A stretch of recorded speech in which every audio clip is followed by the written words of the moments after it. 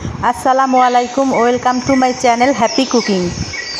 আজকে আমি আপনাদের সাথে তৈরি করে দেখাবো বিকেলে চায়ের সাথে খাওয়ার জন্য আলুর মুচমুচে পকোড়া রেসিপি। এই পকোড়াটি খুব কম উপকরণে আর খুব সহজেই তৈরি করে নেওয়া যেতে পারে। আপনার বাসায় যা আছে তা দিয়েই তৈরি করে নিতে পারবেন খুব অল্প সময়ে। তো চলুন দেখে আসি আজকের রেসিপি। পকোড়া তৈরির জন্য আমি 2টি আলু নিয়েছি। এখন এগুলোকে ছিলে নিব। এখন ছিলে নেওয়া আলুগুলোকে একটি গ্রেটারের সাহায্যে গ্রেট করে নিব।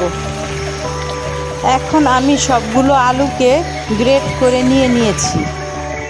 এখন আলুগুলোকে ধুতে চলে যাব। গ্রেট করা আলুগুলোর ভিতরে এখন আমি কিছু পরিমাণ পানি দিয়ে দিব।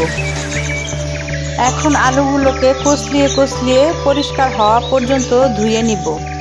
আলুগুলো ভালোভাবে ধোয়া হয়ে গেলে পানি ঝরিয়ে নিব। এখন আলুগুলোর ভিতরে দিয়ে দেব কিছু পরিমাণ পেঁয়াজ কুচি।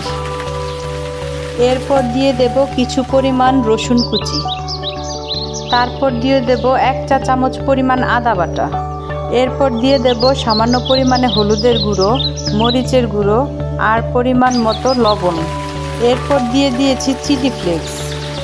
এখন দেব 2 চা চামচ পরিমাণ কর্নফ্লাওয়ার। এরপর দিয়ে দেব পরিমাণ মতো ময়দা। ময়দাটা বুঝে দিতে হবে। পকোড়াগুলো বাইন্ডিংয়ের জন্য যতটা ময়দা লাগে ঠিক ততটাই দিতে হবে, এর বেশি দেওয়া যাবে না। এরপর সবগুলো উপকরণ একসাথে ভালোভাবে মেখে নিব। পকোড়াগুলো মাখানোর সময় হালকা একটু পানি লাগতে পারে, সেটা বুঝে দিবেন। পকোড়াগুলো বাইন্ডিং আসা পর্যন্ত ভালোভাবে মেখে নিতে হবে। আমি যেভাবে দেখাচ্ছি ঠিক এভাবে মেখে নেবেন।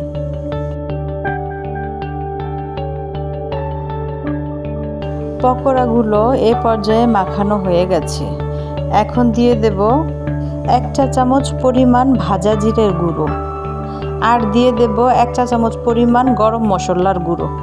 এই মশলাগুলো আমার আগে দিতে মনে ছিল না, তাই পরে দিয়েছি। আপনারা আবার ভাববেন না যে এ পর্যায়ে দিতে হবে, আগেও দিতে পারবেন, কোনো সমস্যা নেই। এরপর আলুগুলো আরেকটু মেখে নিয়ে চুলায় একটা কড়াই বসিয়ে দিয়ে তাতে দিয়ে দিলাম কিছু তেল। তেলটা গরম করে এখন পকোড়াগুলো এক এক করে শেপ দিয়ে দিব। পকোড়াগুলো দেওয়া হয়ে গেলে চুলার আঁচটা মিডিয়ামে রাখতে হবে।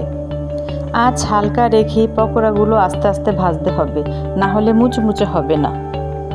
এই রেসিপিটা যদি আপনাদের কাছে ভালো লেগে থাকে তাহলে লাইক শেয়ার করবেন আর ভিডিওটা কেমন লেগেছে কমেন্ট করে জানাবেন।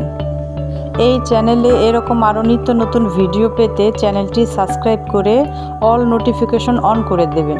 যখনই আমি কোনো ভিডিও আপলোড দেব সর্বপ্রথম আপনার কাছেই চলে যাবে। এখন পকোড়াগুলোর এক পাশ হয়ে গেছে, অপর পাশ উল্টিয়ে পাল্টিয়ে দিয়েছি। এভাবে অনেকটা সময় নিয়ে পকোড়াগুলো ভেজে নিতে হবে। পকোড়াগুলো একদম মুচমুচে করে ভাজা হয়ে গেছে আর কালারটাও ঠিকঠাকভাবে এসেছে। এখন সবগুলো পকোড়া একটা ছাঁকনির সাহায্যে তেল ঝরিয়ে উঠিয়ে নিব। পকোড়াগুলো তেল ঝরিয়ে একটা টিস্যুর উপরে রাখলে তেলগুলো একেবারে শুকিয়ে যাবে।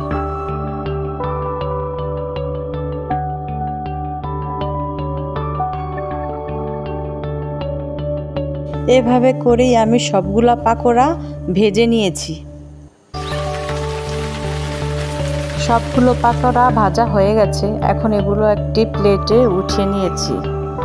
যখন আপনাদের হালকা খিদে লাগবে আর বাসায় কিছু থাকবে না, তখন শুধুমাত্র আলু থাকলেই ঝটপট বানিয়ে নিতে পারবেন এই অসাধারণ পকোড়া রেসিপি।